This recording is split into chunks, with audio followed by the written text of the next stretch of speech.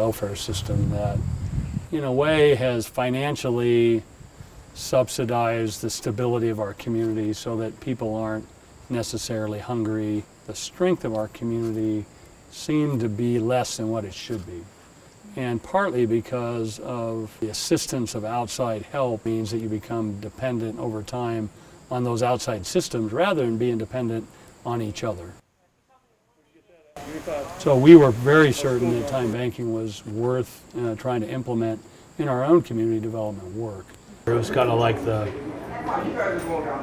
maybe the 25th year of working with welfare families, and probably every 6 or 8 years you get to this point where I've done my share. It's not really, you just don't see the pattern of life changing with families, and you either got to do something different or you got to throw in the towel or whatever it is. And I met, someone had given me Edgar's book, No More Throwaway People, and it was when I got done reading it, I said, well, what if we tie a mini time bank within a renewable energy project? So the methodology for starting was energy. So we come to you with a proposal and we'll say, okay, listen, how about this? We will supply the panels. You will become part of a green team, okay? You will earn your sweat equity hours, okay? And you will help us on several projects. And you collect these hours, okay? Whenever your turn comes, we'll come to your house as an Amish barn raising group, okay? We'll put a setup for you. We'll actually we'll not give it to you, but we'll put it up, put the panels up with your help and other people in the group. And then what happens is, don't offset your entire electric bill. Let's say that we offset half of it, okay? Instead of writing one check to the electric company, you will write one check for half to electric company and the savings, which your inverter will tell you how much you saved, okay, to the new vision. Okay? So, first of all, it didn't cost you anything. You didn't need any kind of a, capital investment, which you don't have anyways, right? Then it's not loading up your family budget.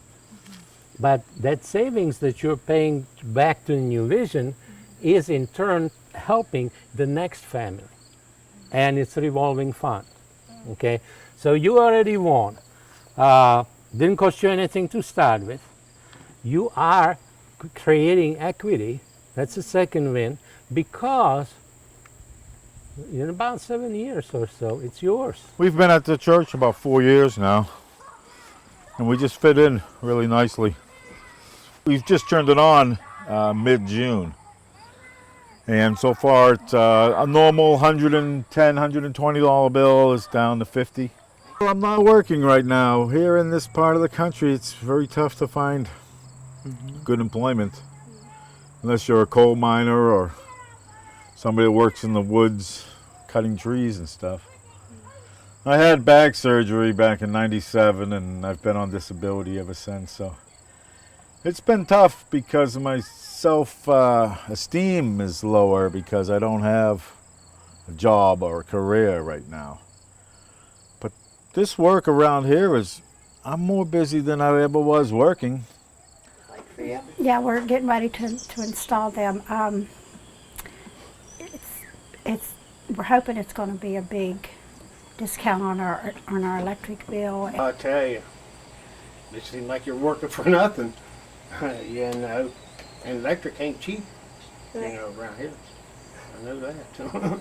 There's people that has worked all their lives, and then all of a sudden they're out of a job, and it's just degrading. They just feel low and bad, and like I said, you try to make them feel that it's not a bad thing to ask for help.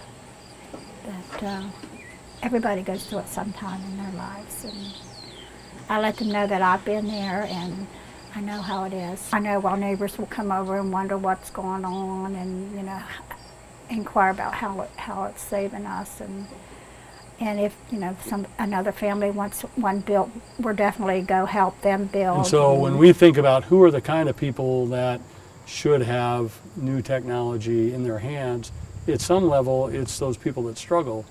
The sad reality is the people that can afford renewable energy are the ones that have it today. But at the end of the day, some of the families that could use renewable energy, they worry every month, am I just going to be able to pay my bill? And so we believe fundamentally that if better investments were made with people, so it's just an example of, our government is investing in big renewable projects, but all the projects are great big utility projects. Big windmills that are, they're $1 million a piece. They do make energy, but if you took that same $1 million and you spread it to thousands of families, they would make, the equivalent amount of power, but it would be empowering a whole bunch of citizens. For us, we learned you need to know your community. Our community doesn't, we have trouble getting online. The company that serves us fails on a regular basis, and we adopted the methodology of having people go online. Well, it just wasn't a good fit for our community, where it would be in other places where those challenges may not exist. So you have to be careful what you adapt from one community to the next in terms of the methodology. But we did believe everybody understood how money works. But we opted, instead of using a paid coordinator and a computer recording system, that we would just create time credits that were actually community currency. We have it on a highly water resistant paper, so you can sort of crumple it up and it'll still hang in there. And it has some of the symbols of New Vision on one side, and on the other side we have a picture of our congregation. It's a way that we can actually physically, tangibly hold something that lets us know that we're connected to this community, that we're a part of something, that we have something to trade back. It represents an hour of labor. And we incorporated a community time bank store. I felt like that's a really important element. We were like the other organizations, just giving it, but we found that a lot of people just come to take, and you always have those types of people that just come to take, but we want to help build people's integrity and their dignity, to help them learn to give back or to work for what they need. So like with our food pantry, we will help them 3 times with no question. If they're still, struggling and in a season in their life where they still need help, we ask them to do some volunteer hours. This car is part of the Time Bank program. It's a 300-hour program. After you complete about 150 hours, you're allowed to, take it off the lot or walk away with it. And of course, you got to finish the other 150. So there is an integrity level with it. It was just a blessing. I've never had, this is a 2002, but it's the best car I've ever had, and I didn't have to pay for it. I worked for it, but it doesn't even seem like work because it's what I wanted to do. I like knowing how to do things, and, to be able to make my own solar panels, that was the first, intriguing part of the program. And, it's a co-op.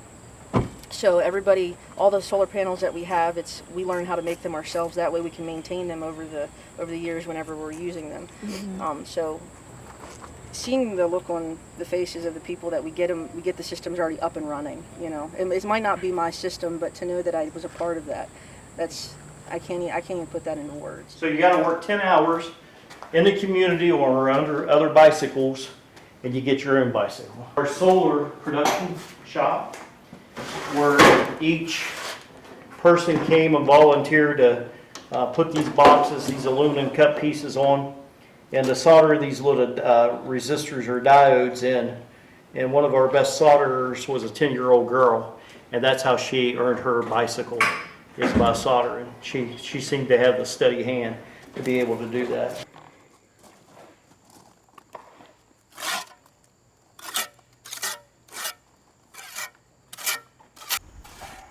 Well, the thing that worries me the most, people on fixed incomes, the price is not going to go down. It's going to continue to go up. And, on fixed income, your money's not going to go up. So part of the whole methodology, our thing is built on an idea is called time banking. So what we are hoping that will happen is as you guys come over, every hour you come, you'll get time credits for the hours that you invest helping us. And then when you figure out what you want to do as a project over there, then all of our members will come, to help you. And when they come to help you, you'll use your time credits and give them their hour for what they've helped. think the biggest change that happened with renewable energy is people moving from being dependent and consumers to actually being producers. We were very committed to a process of actually teaching people how to make solar panels from scratch, one cell at a time. So even our own family, as a community leader, it's one thing to tell other people what they should do, it's a whole other thing to do it yourself. So our family, rolled up our sleeves, and we, worked together with other members, and all the solar panels we have, 24 of them, were self-made. And so it was an exciting day for our own family when we finally got them all hooked up. It was about 8 months of work. Well, that's a long run, but there finally comes that magical day when you hook them all together and the sun comes out and you stand before your power meter and watch it literally stop going this direction and start going that direction. I don't know. I'm 26. I'm from West Virginia, a little small coal mining town that, nothing good is going to come out of. A lot of people think that way, and it's already happening, and I'm part of it. So